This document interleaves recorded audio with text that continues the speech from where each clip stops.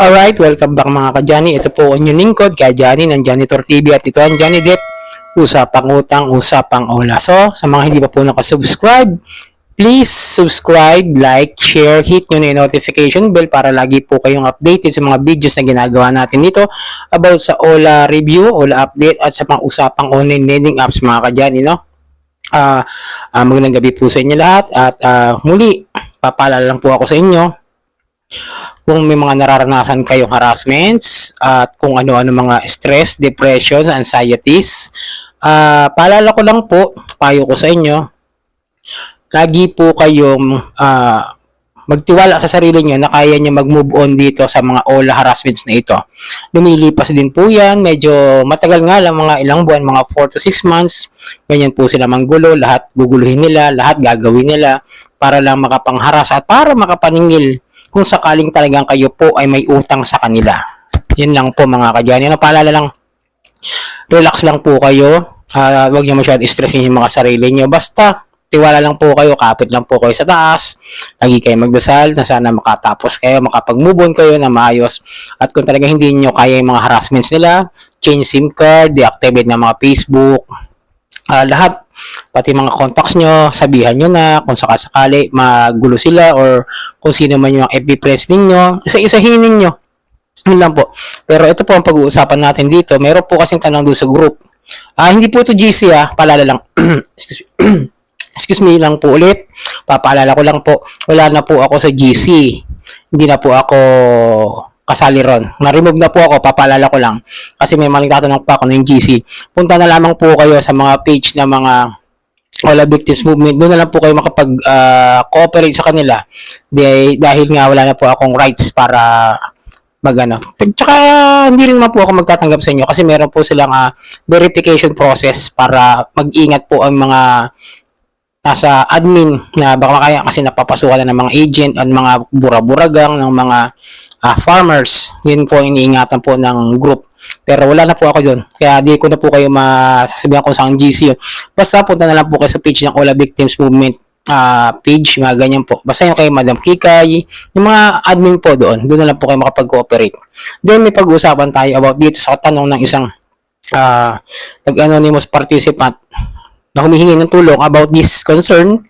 Matagal na, ito pala, hindi pala siya naka-anonymous. Ito pala, pakita ko, may pangalan pala siya. sorry, sa taas kasi ako nakatingin. Ito yung concern niya, gumawa ng account ng Ola, pinangalan sa pangalan ko. Anong gagawin ko? Yun yung sinasabi ko sa inyo mga ka-Johnny. Then tinignan natin yung mga comment section para maintindihan natin kung ano yung mga saloobin ng ibang mga tao, ng ibang mga Ola victims, kung ano yung masasabi nila about this regarding concern sa kung sa kanila nagawan ka nga ng Ola ng isang fake account or ginaya yung iyong profile or yung Facebook account mo po. So ito, may nagsabi, report mo. Sagot, ang tanong naman ng nag-comment, nag-post is paano daw i-report. So yan, may mga mass report, may anong Ola po yan. Pag gano'n, ipa-screenshot mo sa mga may message, proof mo yan ng pangharas na maliwanag din na fraud yan.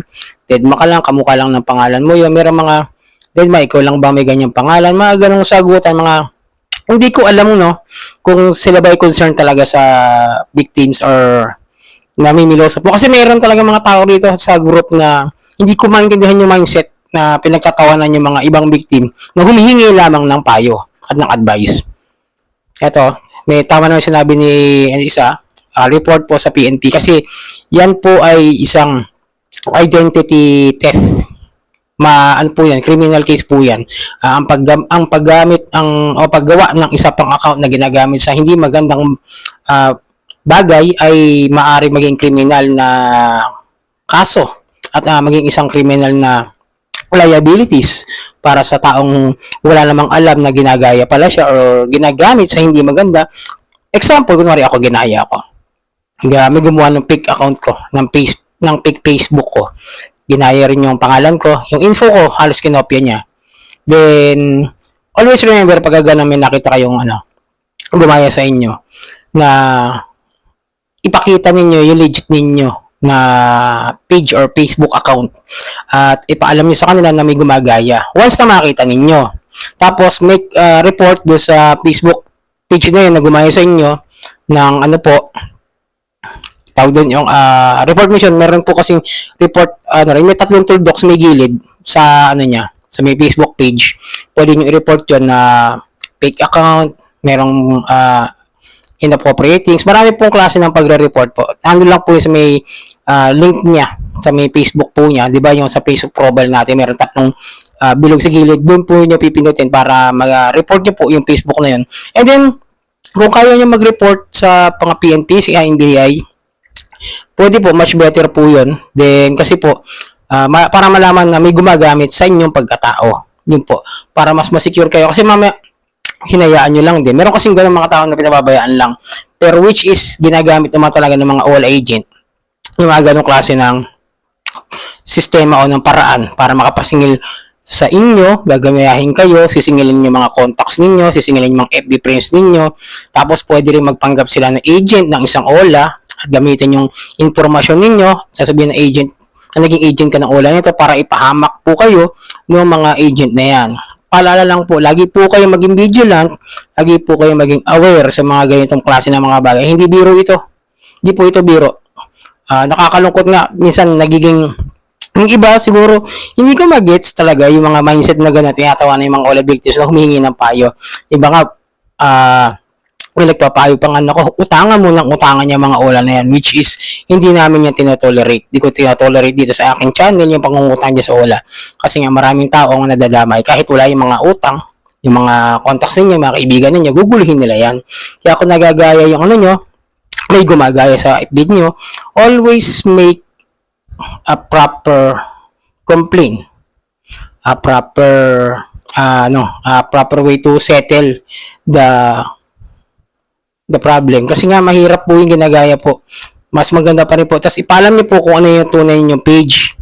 Ngayon kung naka-deactivate po kayo, sabihin niyo na deactivate nga kasi nga meron ang haharas sa inyo, kaya nyo napilitang i-deactivate yung inyong Facebook account. Then paliwanag nyo po lagi. Ngayon, kung hindi nyo po talaga kayang i-deactivate, kailangan nyo talaga yon, palitan nyo na lang yung mga profile ninyo, tanggalin nyo lahat yung info na nandoon sa Facebook account ninyo, yung mga prints na nakatag sa inyo, isa-isahin nyo. Yun ang pwedeng pinakamainam na gawin na lang ninyo kung hindi nyo kayang gumawa ng ibang Facebook account or hindi nyo kayang i-deactivate. Ganoon lang, tapos palitan nyo yung mga pangalan ninyo ng yung hindi nila magigets kagad. Kasi, pero minsan no, pag ginawa mo pa rin yung pangalan mo, example ako, yung tunay kong pangalan, sinerch ko, lalabas pa rin yun. Yun ang nagiging problema, kaya pwede kayo maitag pa rin ng mga OLA agents at pwede rin pa rin kayong mabiktima nila na maipost. Dahil meron po sila mga picture na hawak nila na galing sa atin, yung pinang-apply natin sa OLA. Yung may hawak tayo, may mga ID, tsaka yung mga PSLP. Yun na pwede po nilang gamitin para gumawa rin ng iba pang Facebook account at i-post din po kayo ng mga scammer. So yun mga kadyani, no? Yun lang, payo ko lang sa inyo. Always vigilant sa mga ganitong klase ng mga senaryo. Huwag natin tawanan ito. Seryosong bagay po ang paggaya o ang pagkuha ng impormasyon natin at gagamitin lamang sa hindi magandang gawain ng mga OLA agent na yan para lamang tayo bigyan ng sakit ng ulo at problema para sa ibang tao. So yun mga kadyani, ito ang inyong lingkod kadyani ng Janitor TV at ito ang Janidep. Usapang utang, usapang OLA.